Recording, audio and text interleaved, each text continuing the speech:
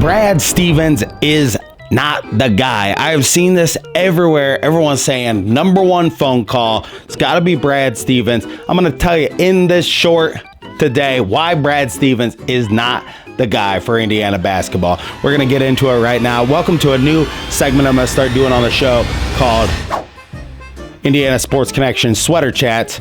And I was thinking about this morning. We had a guy in the NBA. This guy's been in the NBA since 2013. Okay? He lives a much more pampered life now than he did when he was 32, 33 years old and that gritty coach at Butler. Also, recruits that are 18 to even NIL players at 23, you think they remember the 2010, 2011, the Duke, the 2-year national championship run of Brad Stevens? No, they do not. Brad Stevens failed at motivating NBA players, and today's players are being paid. There's as much like dealing with the parents these days that the parents want the money, the kids want the money. Just wading through all that bull crap. Do you think Brad Stevens really wants to be the guy to do that? I do not. So, I mean, you can look at how he came up through the Butler program. I was reading about this morning, how he really came up and then got that job. You know, he was an assistant there. He had, back then, on his side, young guy energy. You know, he was 27, 28, 29, like as an assistant, was the youngest coach, you know, I think at that time he was the youngest coach in college basketball. And he was a really, really great college basketball coach. I mean, a guy that my dad knows that went to one of the practices that he buys from, he told him he was like a drill sergeant. So there's no doubt, I think, you know, back then he was capable of the job. He is 48 years old today and has not been, I mean, it's 2025, you know, be going into 25, 26 season next season. And he'd be 49 years old, not having coached in college for, since 2013? So you're talking 12 years? This is what I look at when I look at these coaches. Like, what are they doing on the day-to-day? You know, what you're doing on a day-to-day basis. Like, he went from being the coach of the Celtics to being a GM. What you're doing as a GM on the day-to-day is not recruiting kids.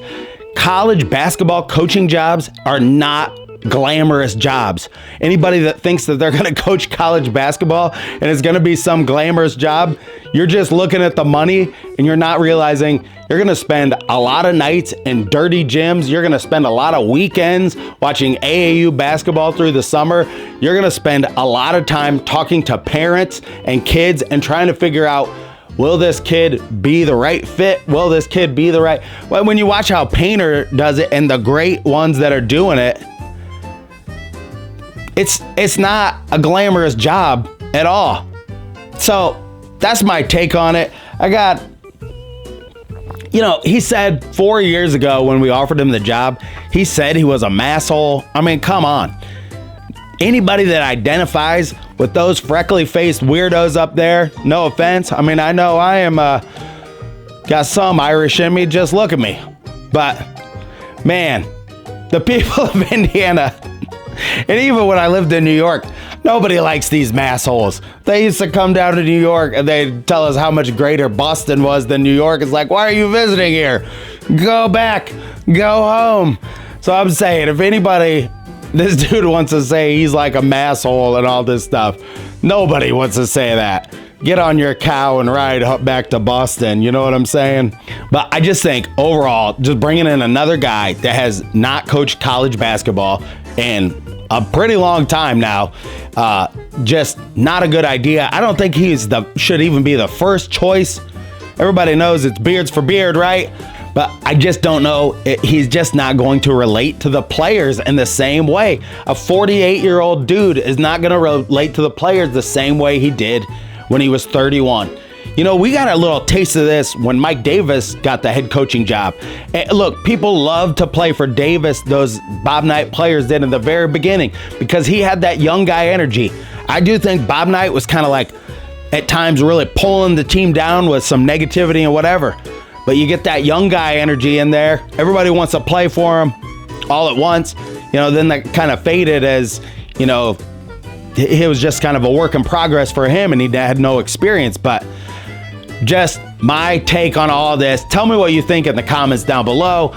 Give the video a thumbs up. If you like Brad Stevens or if you hate Brad Stevens, you know, give the video a thumbs up. Pump this out to some Hoosier fans, because I just don't think I see a lot of people pearl clutching, clamoring for Brad Stevens, and I don't see it. I don't see why you would think this guy is going to be the savior over some people that are doing it right now, and the guys right now who have navigated through this NIL and all of this stuff.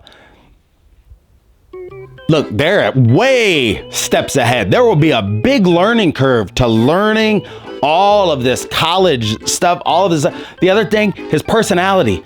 I don't see him as a guy who's going to go out there and give speeches and do all this stuff, only because when you spend 15 years in the NBA and then having a office job, like a general manager job, you're not used to doing that. You're not used to going out there. You got to go out there and shake hands and kiss babies, and you got to be like a politician to be the coach of Indiana. Look, Beard does understand that. We'll make more videos about coaches, but thank you for joining me on this sweater chat. And until next time, stay cozy out there, Hoosier fans.